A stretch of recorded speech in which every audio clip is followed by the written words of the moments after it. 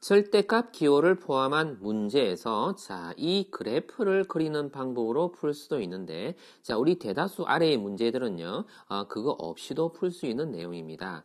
그래서 교육과정상 이 내용이요 하위에 해당하는 내용일 수 있지만 문제를 심화 문제로 출제를 할 수 있다는 것을 아래의 예제 3개를 가지고서 우리가 이해를 할 수 있을 것입니다. 우리가 여기에 대해서 개념 설명에서 이야기를 했었지만 이 내용과 상관없이 이 아래의 문제들을 충분히 풀어낼 수가 있어요. 그런데 이 내용을 설명한 이유는 이 내용을 바탕으로 하면은 좀 더 효과적으로 우리가 함수에 대한 이해의 폭을 넓힐 수 있기 때문에 이 방법을 설명을 한 겁니다. 한번 이 내용은 조금 이따 보기로 하고 이 앞 영상에서 설명한 거니까 바로 문제로 가서 저 위에 그래프와 상관없이 문제를 풀어보고 또다시 이 그래프의 성질을 이용해서 또 한번 풀어보고 이렇게 두 가지 방법으로 풀어보도록 하겠습니다. 2차 함수의 그래프가 오른쪽 그림과 같이 이렇게 그려져 있습니다. 그럴 때 절대값을 하게 되었을 때의 값이 1이다의 모든 실근의 합을 구하라. 첫 번째 방법 1에서는 얘네를 풀어내기 위해서 우리는 fx의 결과가 1이 되는 경우 또는요 뭐가 있습니까? fx equal 마이너스 1이 되는 경우를 상상할 수 있습니다.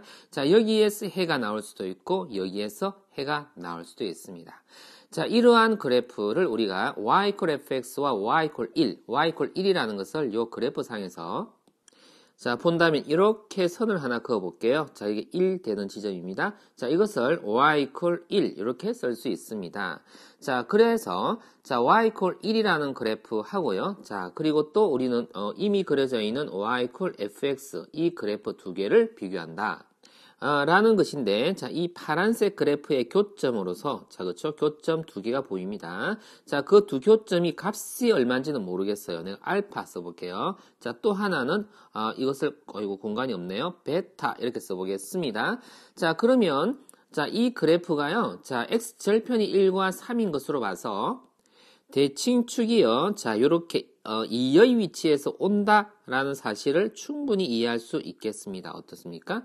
그러면 여기에 2가 있다 이렇게 생각한다면 알파하고요. 알파하고 베타하고의 평균값.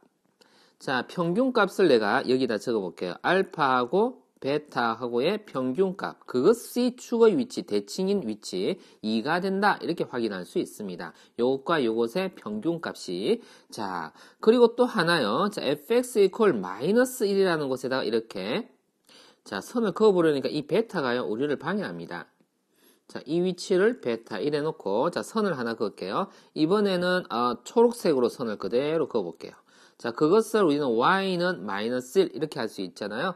y equal 마이너스 1하고 y equal fx하고의 만남점이 있습니다. 그것을 내가 초록색 점을 찍어 볼게요. x 절편은 이제 지워 놓겠습니다. 그러면 빨간색 이 fx 그래프하고 초록색의 교점에 해당하는 요 값을 내가 감마라고 한번 해볼까요? 그 감마라는 것의 값은 그러면 2다 이렇게 볼 수 있는 것이지요. 그러므로 우리는 뭘 구할 수 있습니까?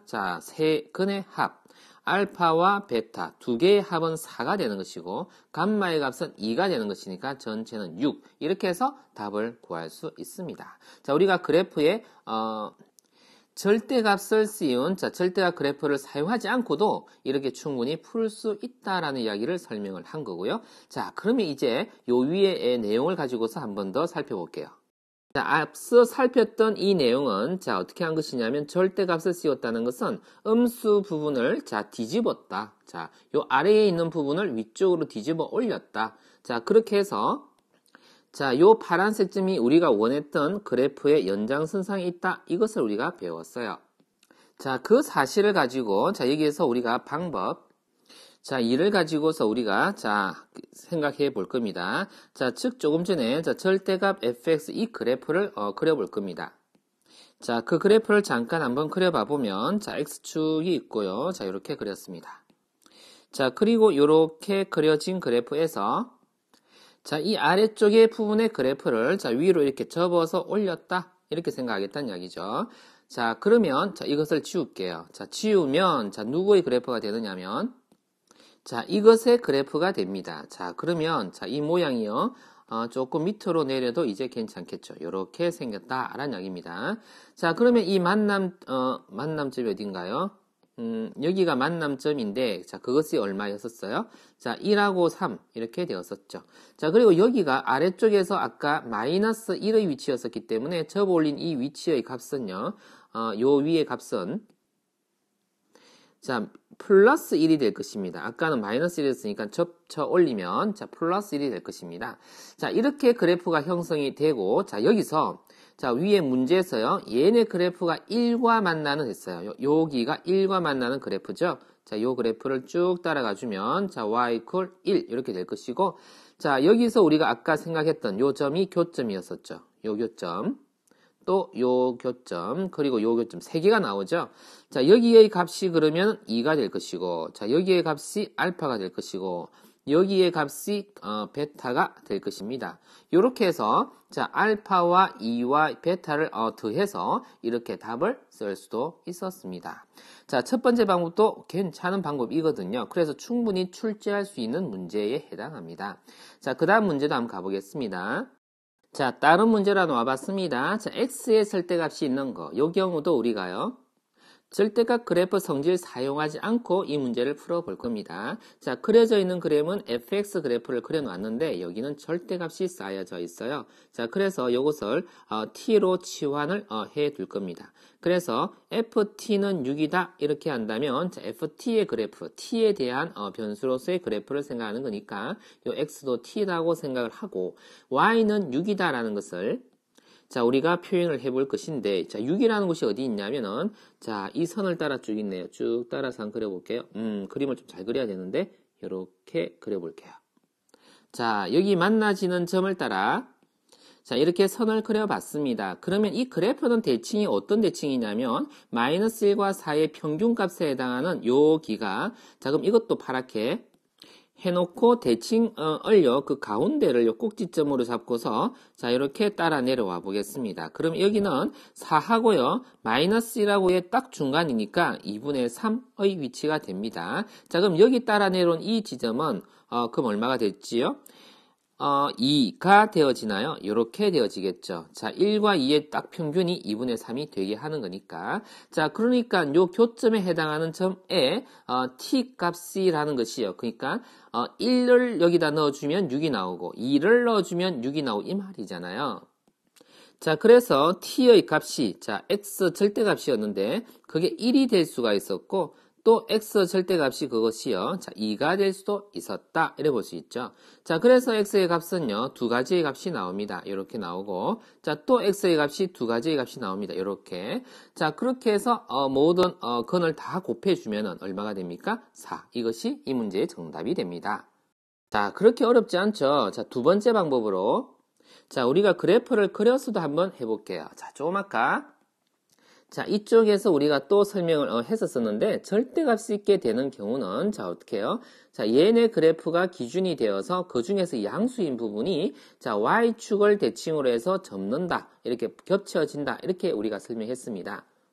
자, 그래서 전체 그래프 중 이 부분은, 자, 지워놓고 요 부분만, 자, 이렇게, 자, 대칭으로 해서 그래프를 그려주면 완성이 됩니다. 자, 이 방법을 우리가 여기에다가 적용을 해 볼 겁니다.